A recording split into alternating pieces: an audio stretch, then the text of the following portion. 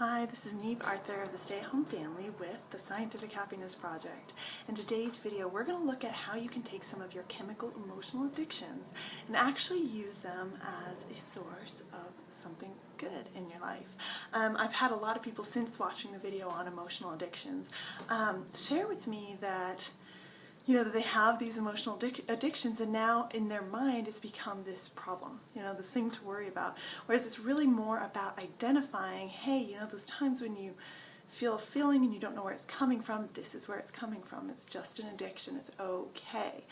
The thing is that people don't really know what to do with it, okay? So we're going to look at a cool thing that you can do to actually turn your emotional addictions and the emotions that come up for you in your life into positive fuel for your fire. Okay, so let's look at some of the negative emotions that tend to come up. So we've got, okay, this is for your average person in life right now.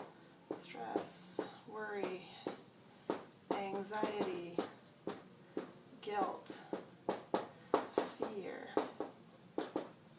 Okay. So stress, worry, anxiety, guilt, fear. Now there's other ones, some people have things like depression, and that's a kind of different animal. However, all of these are part of your stress response. So almost all of these have a very similar chemical kind of signature. They're all going to put you into stress mode. They're almost all going to release some adrenaline and some cortisol into your body, putting your body into that like tense mode where it's like the fight or flight response. What is your body going to do with this? Now, the important thing to understand is that the way you've been using this emotion is probably feeding the fire, because you've been, maybe you feel stressed or worried and you try and do something to resolve it. So you're constantly trying to fix whatever problem you see coming up in the future that hasn't even come up yet, and you're still already trying to fix it. That only tells you, because whatever it is, you do something and it doesn't happen, it might not have happened anyway. So what does that do? It's sending your brain a signal that if you worry, you have to do something to fix it, and then you'll be okay, because you did something to fix it and you were okay. So it's telling your brain worry is a good thing. Worry saves you. But you know what? It doesn't. It really doesn't. Probably whatever the thing was wouldn't have happened anyway. So what we need to understand is that these feelings come from looking backwards. All of these feelings come from, you feel the body's sending you the signals for the whatever emotion you're particularly addicted to, and your brain goes through its filing cabinets to come up with a story to tell you why you're feeling this way. But almost all of them are looking into the past. So the past creates guilt, it creates fear. It creates all these feelings of like, oh my goodness, something happened in the past that didn't go the way I wanted it to. So it can generate these feelings. The other thing that you're doing is projecting into the future based on the past. So everything is revolving around the past. It's like, I'm looking at the future, but I'm projecting my horrible past onto it, and I'm so stressed, I'm so worried that it's going to happen again, and I'm so anxious, and I'm so guilty about the past, and it's going to happen again, and all this stuff, and you're feeding the loop. So what do we do different? Well, we take this same feeling, the same emotion, and we simply look at our new future that we are focused on. So we take that same feeling and we do a little bit to alleviate it. So if it's really, really bad, like physically stopping you, then you can do something like meditate. You can do something like turning on the TV to watch something funny, or you can roll around the floor with your kids like I do. Do something that relieves, that takes that instant stress off it. But your body still will have adrenaline and cortisol and these other things in it. So what you can do is you can actually take them and use them as fuel to move forward.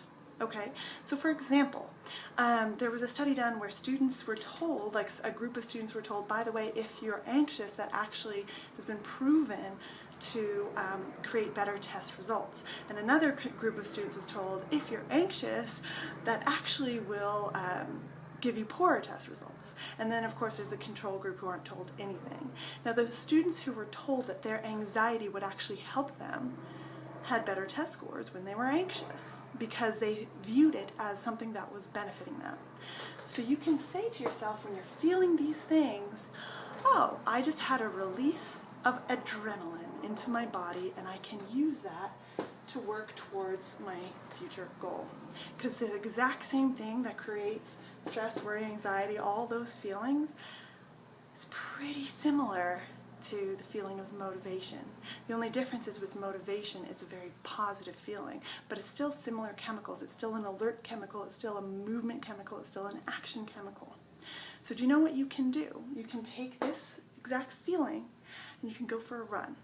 You can do something that uses some of the energy that's physically created in your body when you feel this stuff and use it towards something positive, like running, like walking, like some kind of exercise, some kind of focus elsewhere, until you can feel that your mind is focused on whatever it is you're doing and that it starts to just rework again. So your creative mind is actually unleashed as you get rid of this feeling and just have it be a chemical in your body.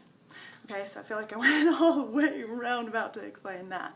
But what I'm saying is when you feel these particular emotions come up, whatever you do, if it's in any way looking at the past, worrying about the past, being guilty about the past, or projecting the past into the future by worrying about what could go wrong, the only things that you have to be doing is, one, using that chemical in your body to fuel yourself to go for a run or to do something physical with your body that allows your brain to start to think creatively, your brain to start to focus and visualize the goal, visualize the future that you've said you want, because that's going to be far more productive.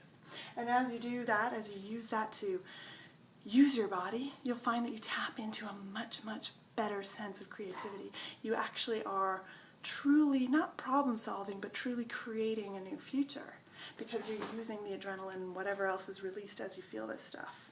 You just can't let yourself look at the past. That's the only thing. And all you have to do is tell your little brain that's starting to go through the filing cabinets, oh, you're feeling a feeling, you're going through the filing cabinets looking for a story to tell you why you're feeling this way. Let's close those filing cabinets. Let's take this energy you're sending into my body, be grateful for it, go use it for something, and focus on the future. And that is a formula for how you take whatever emotion you're addicted to and use it productively. Because actually, you're actually it's going to be far more helpful to you to go for a run and tap into your creative mind. And we'll talk about how, running and that kind of activity, even walking, if walking is your thing, using that kind of energy actually does make you more creative when you have a direction that you're pointing the focus and you're pointing the energy. So we're going to get into that in another video. The main thing to remember here is, don't be scared of your emotional addictions. Don't be scared of these things coming up. Understand them. Understand that you're working through and creating new ones through your meditation, through your visualization, through your new feelings. But in the meantime, you can use it. It doesn't have to be this liability. It can be an asset. So take your asset and do something awesome with it today. And I will see you in the next video. Make sure that you like our Facebook fan page or subscribe to our YouTube channel, because we have so much more to share with you on the Scientific Happiness Project.